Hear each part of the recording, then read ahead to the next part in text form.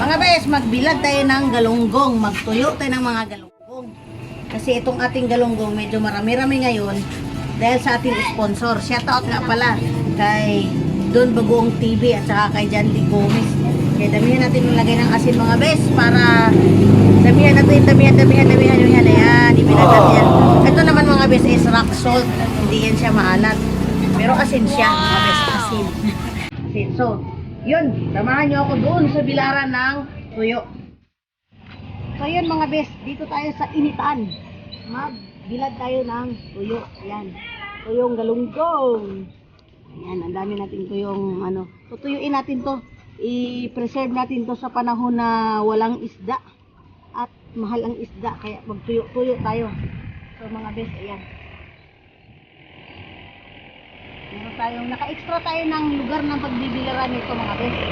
Kasi, walang nagbilad. Mamaya siguro, baka may magbilad. Palayasin kami dito. Japan! Galunggong yan mga dito. Ganda-ganda ng pagka-isda o. Yung galunggong na pula ang buntot. Pulang buntot. So, maganda talaga yan. So, dahil sa panahon ngayon sobrang init,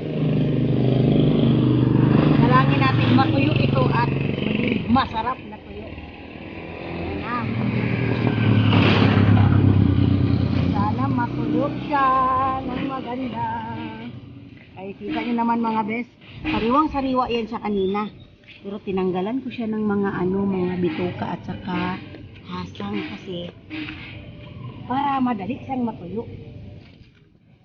Bagay na ba? Maging mandaragat si Inday. 1 hour later. Ayan na. Tuyo na siya mga bis. Mabalik rin natin tayo. Sarap. Babalik rin natin ang ating binilad na bulad. At isang baliktarin. Alam, may dugo pa.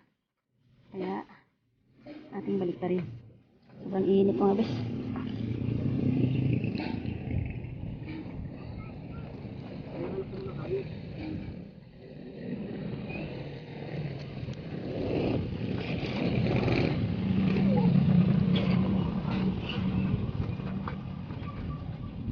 Ngayon, kagaling naman. Ay, tuyo-tuyo na siya. Kaso bumaluktot. Ayun, bumaluktot siya mga bis.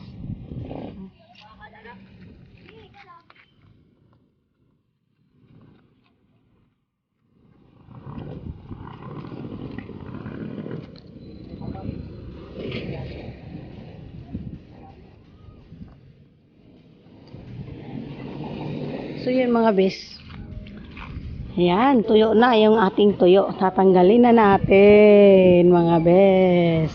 At ibibilad natin siya uli bukas para ay lubusang matuyo ang ating tuyo. Ayan, kaganda oh. Yun, bukas bibilad ko to uli para maganda na uli. Ayun.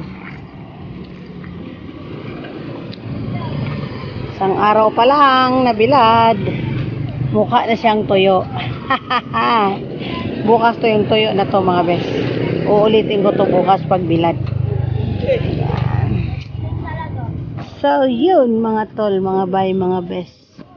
Salamat sa maghapon at natuyo ang aking tuyo. O yun, diba? Was right.